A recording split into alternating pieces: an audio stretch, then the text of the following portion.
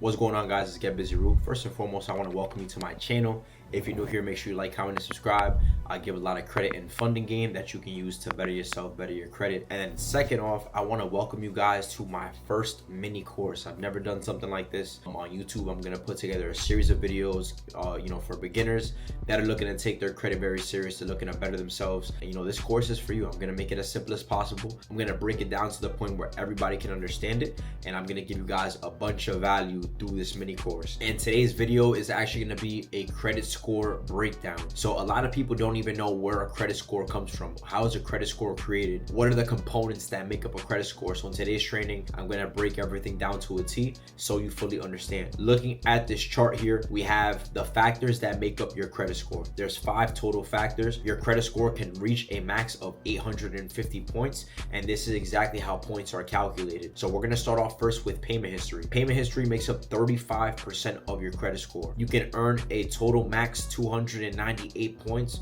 from having great payment history. So knowing the fact that payment history makes up the biggest portion of your credit score, when you add on late payments on your credit report, when you pay your bills late, pay your credit cards late, you pay your auto loan late, all these different things that you have on your credit, when you tally on late payments, you're going to see a huge drop in your credit score because this makes up the biggest factor, right? 35%. This is why you want to make sure you're on point when it comes to making payments. I always tell my students, you want to make sure you have auto pay on all accounts, but don't just rely on auto pay. You also want to check the app and make sure payments were processed. You want to make sure that the payments were made on the banking app. Why? Because there's times where a card might decline, or you might change cards and forget to add the new card on the app, for your bank, and the payments are failing, and that's going to add on a late payment on your credit report. So you want to be super intentional about this stuff. You want to make sure you're making your payments on time. You want to make sure that payments are going through, and just stay on top of everything. What I do is with all my credit cards, I have it written down in my notes, the dates that payments are due,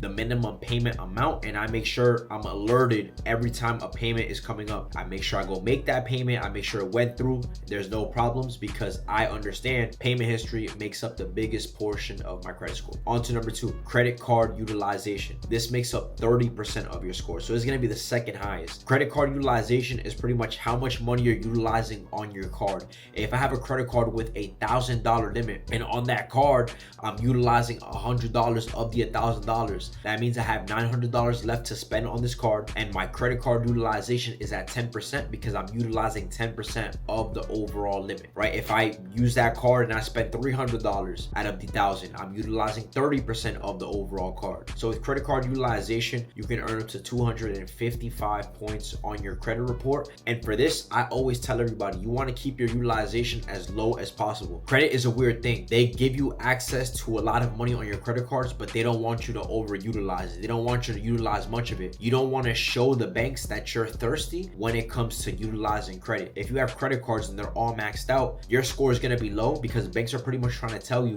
you're using too much money. In order to raise your credit score, you have to make payments and lower the utilization amounts, right? They're warning you. They're telling you your scores are dropping because you're using too much money. And the reason for it is because it's a proven fact. Once your utilization goes over 40%, I think it's like 65% of people are going to add late payments on their credit cards or let them go to collections. It's just numbers. It's data. The more people utilize, the more likely they are to not pay back. You want to show the banks that you have access to money, but you don't need the money, right? This makes up 30% of your scores. Like I said, you can earn 255 points when it comes to credit card utilization. And with this, you want to spend wisely. If you're going to use a card, the utilization is going to increase. Make sure you make your payments before your statement reporting date. How do you know what your statement reporting date is? On the back of your credit card, there's going to be a phone number. If you call that number and you tell them, I want to find out when my statement reporting date is, you'll find the date that they send all this information on the amount of money that you're using to the credit bureaus, right? So if it's on the 27th of every month, I know that's the date that they're going to send the amount that I'm using to the credit cards. I know that's the date that they're going to send the amounts that I'm using to the credit bureaus. I'm probably going to make a payment on the 20th to make sure that it clears on time for the 27th. So when the credit bureaus do see how much money I'm utilizing on every single credit card, my scores are going to go up because my the utilization has dropped. 3 is going to be length of credit history. This makes up 15% of your credit score, right? And you can earn a total of 128 points from having good credit history. So there's times where I talk to people and they tell me, you know, I don't use this card much, I'm gonna go ahead and I close it. That's the biggest mistake you can make when it comes to credit. If I had a Capital One card for 3 years and that's my oldest card on my credit report, even if I don't use the card, I'm gonna keep it open because it has 3 years of history. If you go ahead and you close that credit card, you're gonna lose the 3 years of credit history on that card. So let's say the card after that you've had open the longest is only 1 year. You're gonna go from having 3 years of credit history to just 1 year of credit history. That's gonna drop your scores drastically because you know now length of credit history matters. It makes up 15% of your credit score, right? Even if you don't use the card, keep it open, make little payments on there, do what you have to do, but never close a credit card if it doesn't have any negative history on it. 4 is going to be credit mix. This makes up 10% of your score. You can earn a total of 85 points when you have great credit mix. Credit mix is the mixture of credit that you have on your credit report. There's 2 different ways that you can build credit. You have something called installment credit, and then you have revolving credit. Revolving credit is an everyday revolving card, so it has to do with credit cards. Installment has to do with installment loans. So you can have loans on your credit report, you can have credit cards on your credit report. Those are the 2 different types of credit that are considered credit mix. So a lot of people, they're missing out on these 85 points because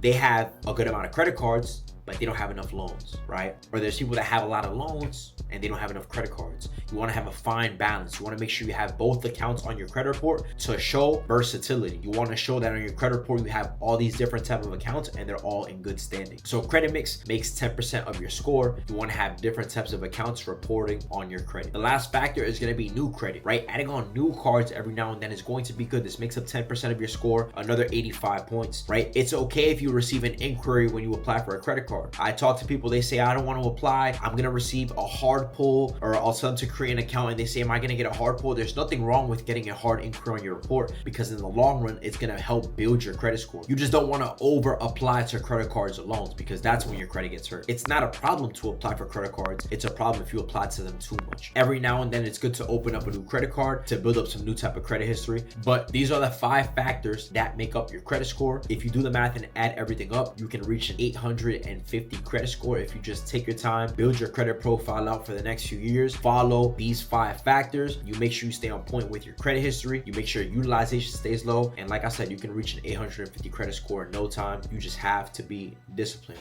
Go ahead and move on to the next video in my free mini credit course. See you guys soon.